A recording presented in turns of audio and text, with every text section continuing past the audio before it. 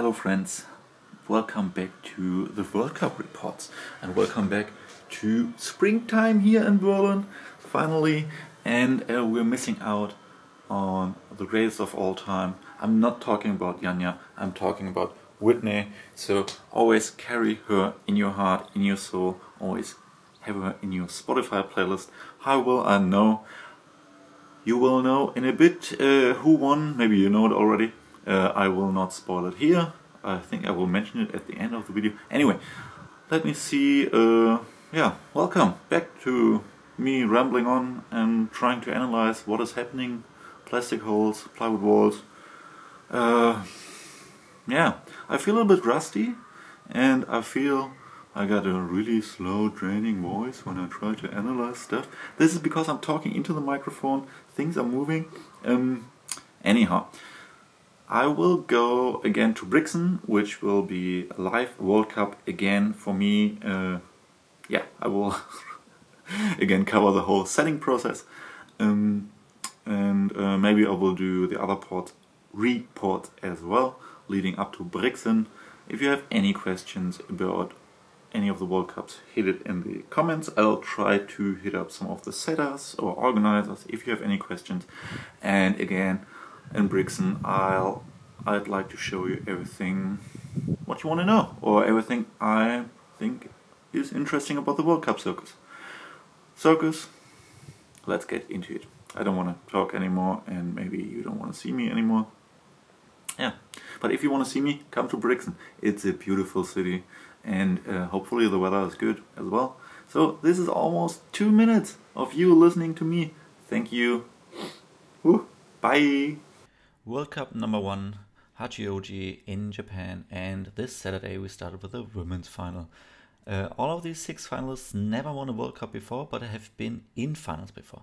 Ayala Kerem from Israel, Mia Krampel from Slovenia, Anon Matsu Fuji from Japan, Brooke Rabutu from the United States, Jilu Lu, I think that's how you pronounce her name, sorry in advance already for all my pronunciation, spelling mistakes, from China, and Hannah Moyle from Germany. I get this name right, I know that for sure.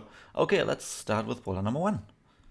Boulder number 1, simple, straightforward, release dynamic dyno out of this toe position here. Mia Krampel in her first go, and the right handhold is on this dual text texture. It's blocked a little bit. Thank you for this close-up, editor. Well done, Nikki. Okay, talking about myself here in the third person. So difficult to hit and then difficult to catch the swing.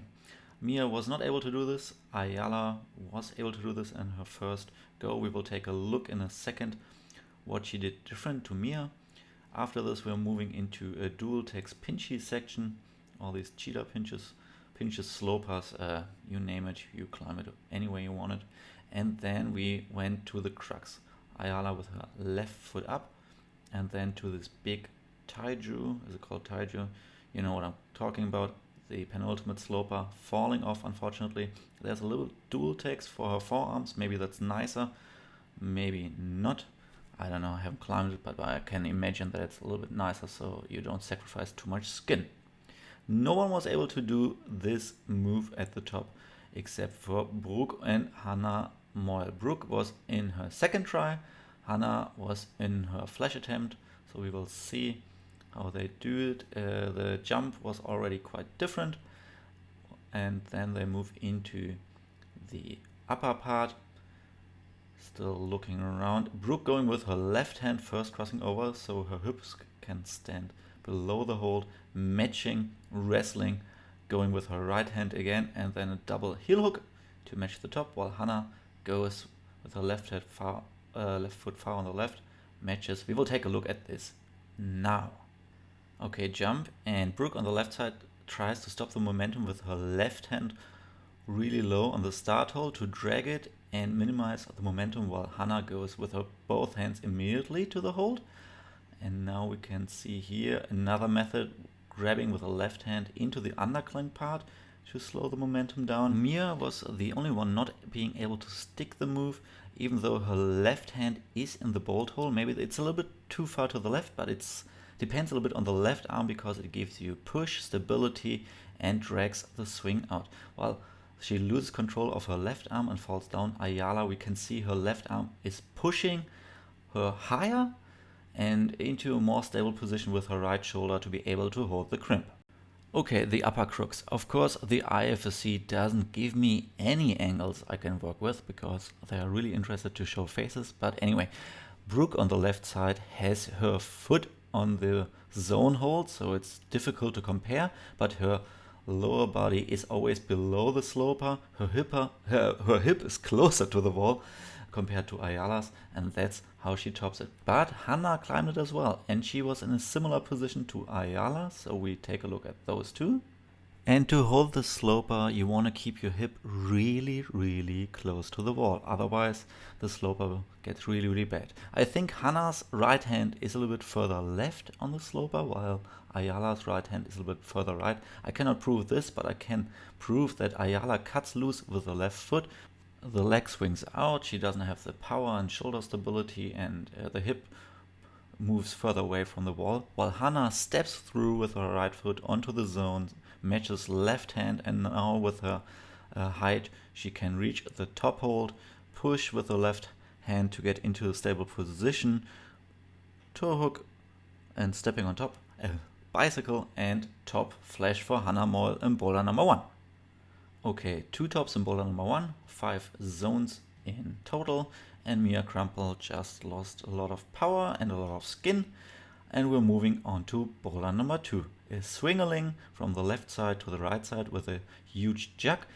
For a swingeling like this, it's always really beneficial to have straight long arms, otherwise if you start pulling in the middle of your jumping movement, you pull yourself back and minimize the momentum and the swing and the speed you can have. Anyway, Ayala almost sticks it, Mia also almost stuck it, while this is a new way to generate more momentum to the left side. Facing first, leftwards, it's a little bit nicer to grab the starting jug, then rotating the hip mid-move. Yeah, you can see straight arms and a lot of momentum. Still not too easy because you needed to place the foot properly.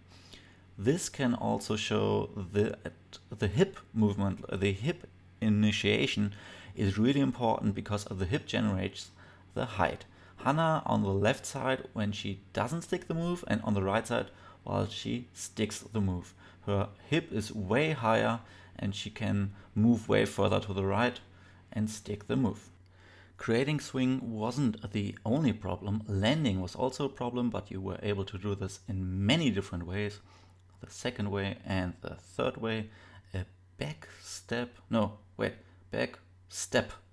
over here, not backsteppers, not the OJs here, split screen into thirds, first time for me I think, and on the left side Ayala lands and then bumps further to the right, while Anon goes immediately with both feet onto the yellow surface, and then far right we see the back step with the left foot to slow the momentum down. But afterwards, after the first horizontal jump, the setter set a vertical jump, a pedal dyno, which we will take a look at now.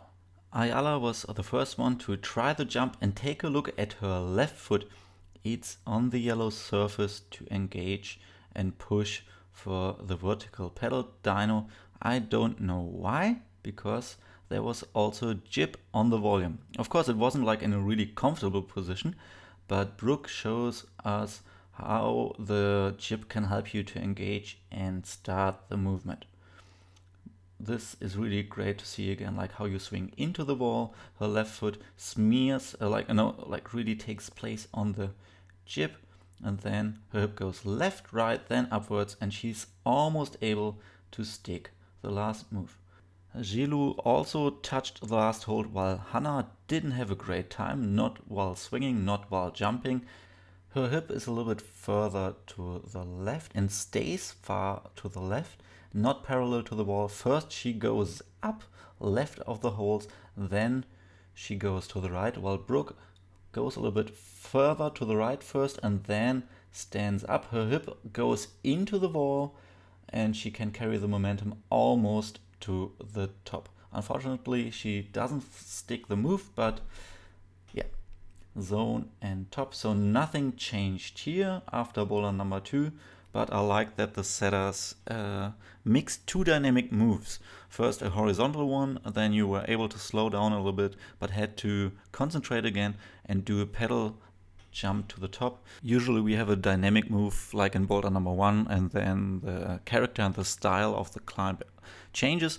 But here having like 2 different parts, 2 different dynamic parts, yeah, why not? I really like it because you have to pay attention, have to keep it all together, and you have to show all your dynamic skills. Not only sideways, not only swingling, but also for your lower body push, pull, and keep it all together. Unfortunately, no top, but I really like the boulder itself. I think it didn't look great, but yeah.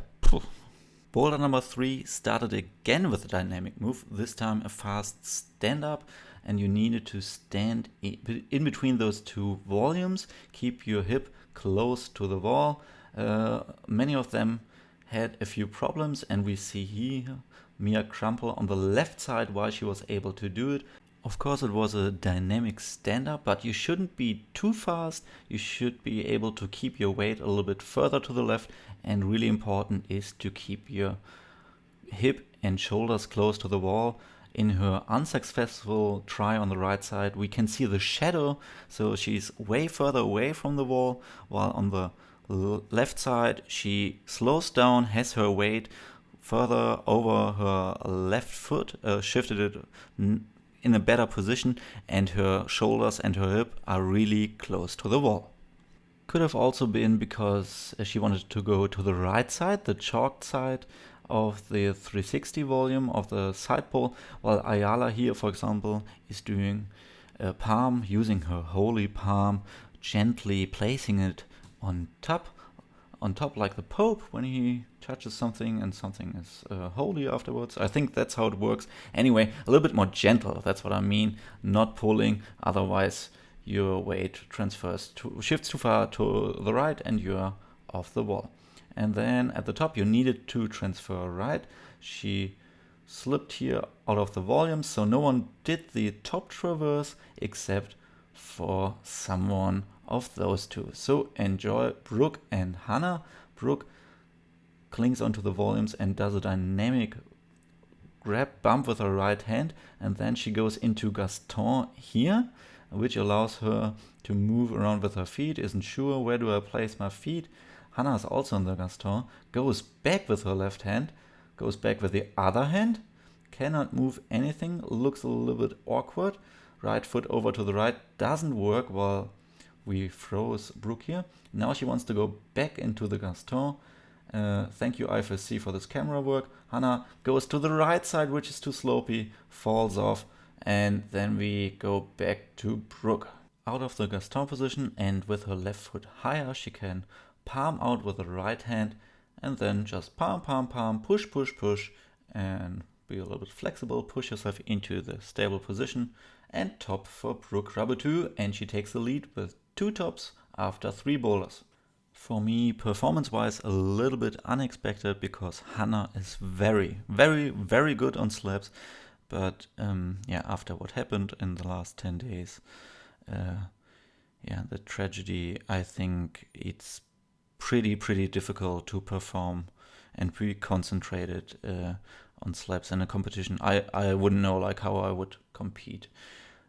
Anyway, let's go back to climbing and see what happened in boulder number 4 with Brooke leading the pack. So far we had dynamic, powerful, and a little bit of body positioning, dynamic into dynamic, and dynamic into slow and body positioning and balance, and now we went into fast and powerful. Not Fast and Furious, last part of this awesome movie series this May in the cinemas. So who wants to watch this movie with me, holla at me. I love Vin Diesel, I love cars, I love Fast and the Furious. Did I like this boulder? Yeah, I don't know. Up to the zone it was quite entertaining, and then it looked a little bit uninspired, but it also seemed that most of the starters were very tired, so no one made it up to the zone. But this close-up shows us that there's a jib on this flat hold volume which led up to the move into the zone. I think this is Brooke's second try, and I think she slipped one before, but now she will do some action. Vin Diesel would be proud of her.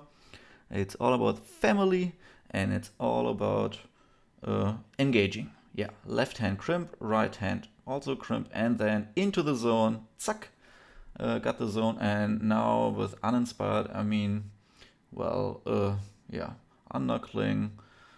It looked more like a lead passage, a lead section, match, and after the swing over to the left, chalk, yeah, lead climbing, blah, blah, blah, blah, blah, and match again, and then span, and of course, because it's the top hold, match again. Sorry, uninspired, yeah, maybe a little bit more selection, doesn't really matter. It's super difficult to set a selection here. Congratulations to Brooke. I think this is the most important. Hannah was not able to stick this move at all, so this will be our last side-to-side comparison, and we start with it right now. Okay, one more time. Let's take a look at Brooke on the left side. She's leaning a little bit further to the left, straight, long arm, really relaxed, and her right foot is on the toe, not on the heel. Hannah's right foot is covered right now, but now here with launching we can see that she's launching out of the heel hook, cannot push anymore, and even though she's taller than Brooke, she cannot keep pushing with her right foot. Well, maybe Brooke is also a little bit, because she's smaller, a little bit more compact and can explode out of the position. I don't know, but this is just my guess that the heel hook on her right foot limits her reach a little bit and her explosive dynamic move to the top. So first place for Brooke Rabutu, first gold medal. Hannah Moll again on second place with a silver medal, and on third place we got Anon Matsu Fuji from Japan in front of her home crowd. Yes, tomorrow we got the male finals, semifinals as well, and maybe I'll have the time. I think the report will be rather finished by Wednesday because I gotta go to another city set Monday, Tuesday. So anyway, thank you for watching. I kind of liked the round, even though it was quite dynamic. I think the end of Boulder number 4 should have been a little bit more different, but anyhow, it wouldn't have mattered in the end because no one was able except for Brooke to climb into the last part. So thanks for watching, bearing with me, and listening to all my stumble, mumble, rumble. If you have any thoughts, any feedback, any other concerns, comments, let me know. Nikki out. Bye.